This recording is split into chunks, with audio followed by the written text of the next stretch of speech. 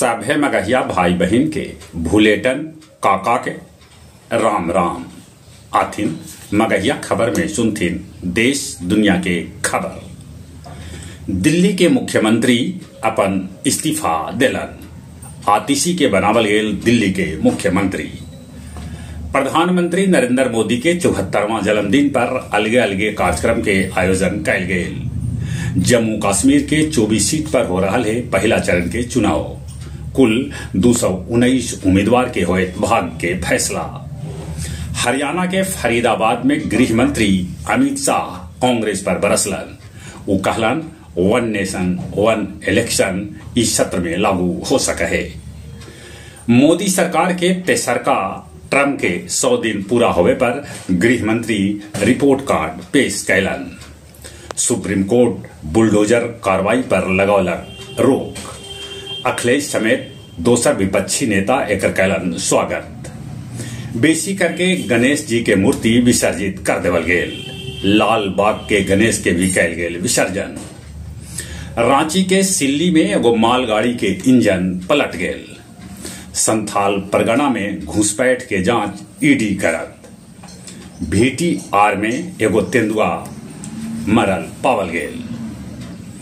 21 तारीख से 23 तारीख तक प्रधानमंत्री नरेंद्र मोदी क्वाड सम्मेलन अमेरिका में लेतन भाग। गाजा में अबले 41,000 से बेसी मौत के है अनुमान। सीरिया और लेबनान में पेजर धमाका से 3,000 से बेसी लोग घायल हो गए। 8 आदमी के है मौत के भी खबर। ऐसा अनुमान है कि पेजर धमाका में हिजबुल्ला के कितने कमांडर हो गए घायल। ईरान के राजदूत के भी घायल होवे के भी सूचना है। म्यांमार में तूफान से भारी तबाही है तब पोलैंड में बाढ़ से।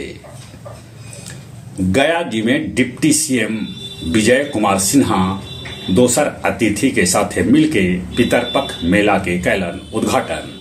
ई अवसर पर 53 स्मारिका के भी कैल गेल विमोचन।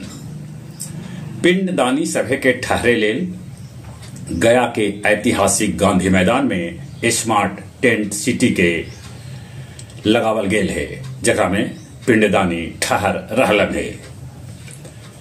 अनंत चतुर्दशी के अवसर पर बराबर पहाड़ पर 3 दिवसीय मेला लगल है।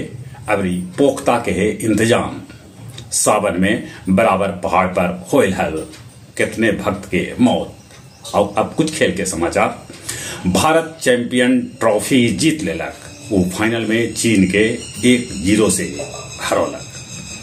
जहां तक मौसम के सवाल है, मौसम विभाग सूचना दिलका है कि आज भी देश के कैकन राज्य में हो सका है पानी। चली एक बार फिर से अपने सभे के भूलेटन काका के राम राम।